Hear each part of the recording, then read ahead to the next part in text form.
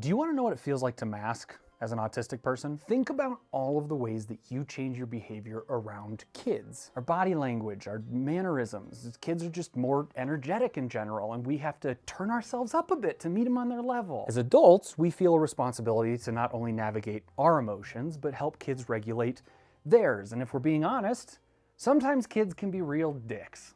Which means that we are often shrugging things off while also being really careful with what and how we are communicating with them. And it runs so deep that it even impacts things like language. Like, how many times have you interacted with a kid and thought, I know the words that you're using, but I have no idea what you're trying to tell me. Mom said you ate all the blue babies. You have pauses. It starts to feel clunky because you're translating what they're saying into something you understand and then retranslating what you're thinking, while really not knowing how they're going to react. And if you let your guard down for a second, you can get into a situation. Blue babies? Do you mean the peeps? Mom said, you have a problem. Yeah, well, Mom probably shouldn't be telling you those things. It is a lot of candy. Good parents don't really talk trash about each other to their kids.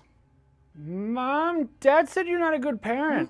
Oh, shit. It's mentally taxing. What's appropriate for their age? Do they have the ability to understand what I'm saying? How are they going to react? Should I talk to them about my emotions, or is that bad? And when you don't have the energy to be present, or you need to take a break, kids are probably going to take that personally because they just don't have the life experience to understand what it's like to be an adult. And I'm not comparing aulistics to children. It's the difference in experience, along with the need to regulate someone else's emotions, that creates this dynamic.